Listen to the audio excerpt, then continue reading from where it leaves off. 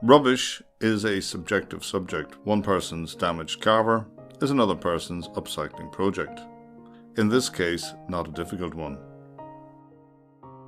But the finished chair was incomplete. It required something to soften it. A cushion. In pink, perhaps.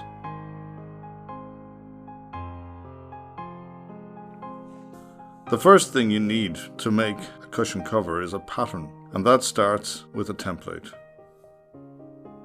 Begin by making an outline. A rough outline will do at this stage.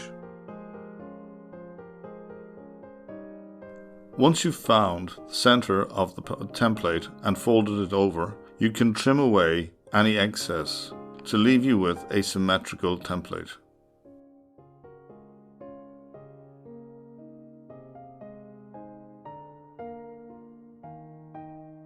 Mark out the chair supports and allow for them on your template. Keep refining the template until you're happy.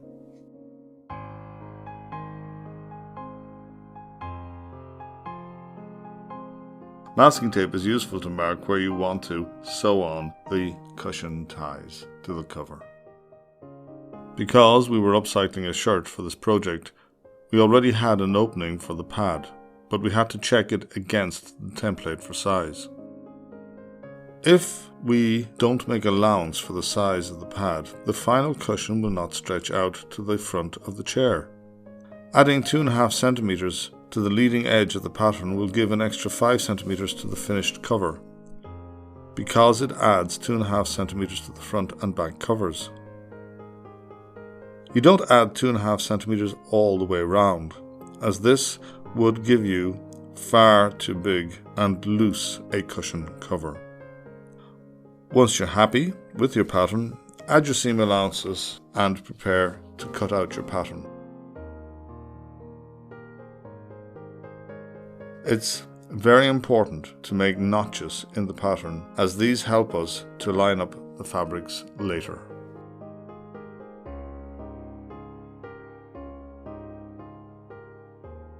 Our shirt came with a convenient buttoned opening, but when laying out the pattern it was important to allow for which way the pad would be inserted. Then it was a simple matter of pinning the pattern onto the fabric, making sure the pins went through both layers of the material. When outlining the pattern with a pencil, pay particular attention to the notches. This is equally true when cutting out the fabric. Because we were upcycling a shirt, we had a little extra tidying to do before we were ready to pin the fabrics together. Again, we were careful to line up the notches before pinning the material so that the face fabrics were on the inside. To prepare the piping cord, follow the outline of the pattern and then add a little extra to allow for a slight overlap. We didn't have enough fabric to cut it on the bias, so we simply cut the material along the grain. Once the strips were cut out, we joined them together as shown.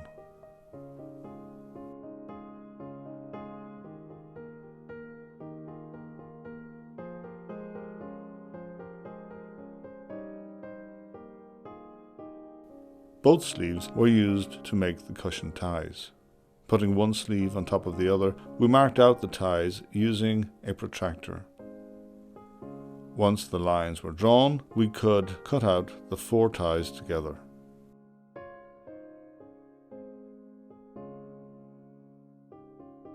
Finally, everything was ready to sew. The first things to prepare are your ties. Turning in one end so they are nicely finished. Once the 4 of them are prepared, you put them aside to be sewn on after the piping cord.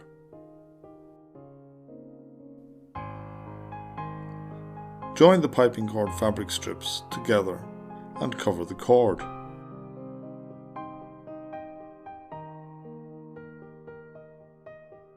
Remember to snip the seam allowance so that it curves smoothly when you make the cover. Turn, press, and fill your wonderful new cushion. So, remember, before you hire the skip, there may be value in what you're thinking of throwing out.